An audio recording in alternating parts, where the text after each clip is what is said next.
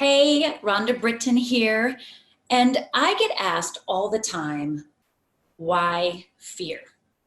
Well, today I want to share with you why fear is my why. Because for most of my life, I tried everything. You name it, I've done it. Energy work, love it. Reiki, love it. Inner child work, yeah, love it. Therapy, love a good therapist. Books, oh, yummy. I have books galore. Workshops, you name it. I love it all. I am a self-help junkie. I want to keep improving, not because there's anything wrong with me, but because I want to continue to grow, expand, get better integrated, aligned, etc. But this wasn't how it always was. Before, when I was in my dark night, when I was still having lots of negative thoughts, when I was really beating myself up all the time, when I was the queen procrastinator, the queen of perfectionism, overwhelmed, anxious, you name it, I tried all those things to help me. Yep, went to therapy, workshops, you name it. And they were all awesome. Like I said, I love all that stuff. But in the middle of the night, fundamentally, the question in my mind was still, what's wrong with me? Now, sure, I could pull out a tool I got from a workshop, but again, in the middle of the night, what's wrong with me? Why can't I figure this out? What's my problem? I've done all this work on myself and I'm still here. I'm still thinking these thoughts. I'm still acting these ways. So even though I loved all those things and still love those things, who doesn't like a good energy healing? I know I do. And I still get energy work. And I still love so many of the things that I've done and still continue to do some of those things. But without the filter of fear, without understanding how fear really works, I couldn't access all of the learnings that I had. I couldn't access the learning, the growing, the transformation that I experienced. So let me say that again. When I created Fearless Living out of my own survival needs, by the way, I didn't sit down with a piece of paper and go, hey, let me figure out Fearless Living. No, I did not do that. No. I did not even want to be a life coach. By the way, I've been a life coach for over 2 decades, and there weren't even life coaches back in the day when I started. So I didn't want to listen to people's problems. I had enough problems of my own, right? That's how I felt, and that's how I thought. No, Fearless Living came to me from someplace beyond the great beyond, I guess. It was an idea that was filtered down to me on one particular day, one particular moment, that I caught it, right? I caught it and I started to understand how fear worked. And when I understood how fear worked, my life changed, period, end of story. All the work that I've ever done before that moment, the books, the workshops, etc., now it all became a whole, right? It became an entire toolbox that I could use, and I knew when to do what. It was no longer this tool for this problem, this tool for that problem, this thought for this problem, this thought for that problem.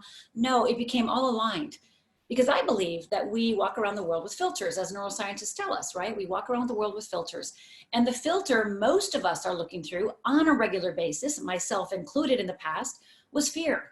I didn't know it. It's not like I was afraid or I'm scared. I didn't walk around saying I'm afraid or I'm scared. But my actions, my thoughts, my feelings proved I was.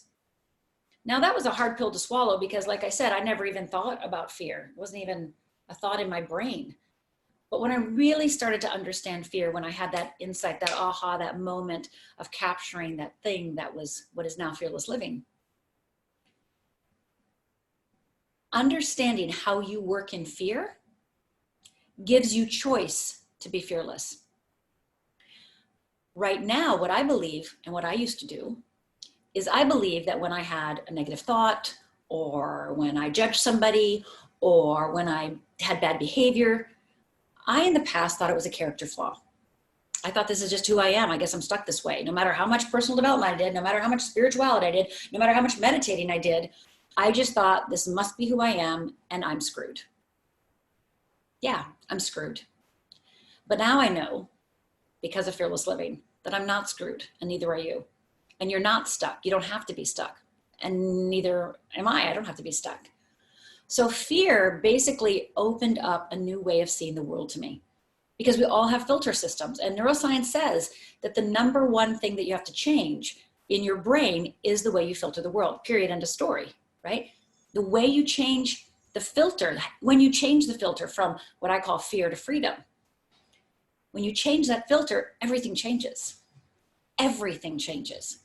You now have courage and confidence and clarity, have compassion, have peace of mind. Those negative thoughts are no more. Can you imagine not beating yourself up and not having negative thoughts? Can you imagine not having resistance or excuses or complaining? Can you imagine no longer judging people, including yourself? Yeah, I didn't think it was possible either. But I'm living that inside Fearless Living. But I'm not the only one. There are thousands and thousands and tens of thousands of people who have also experienced what Fearless Living gives.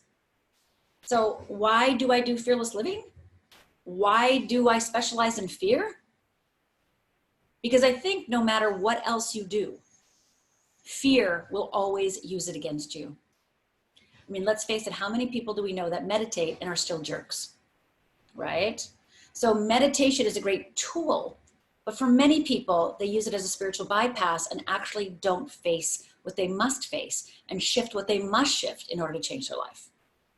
So I believe that when you understand how you work in fear, you have a choice to change it.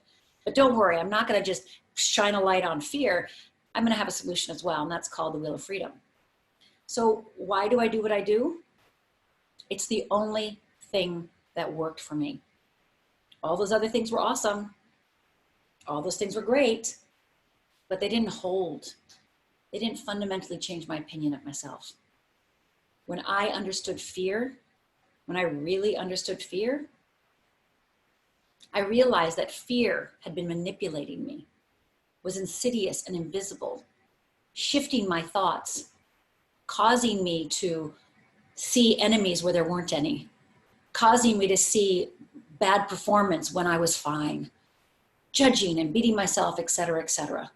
But when I can look through the filter of freedom, when I can look and be fearless, all of those moments change, which gives me more opportunities, more possibilities.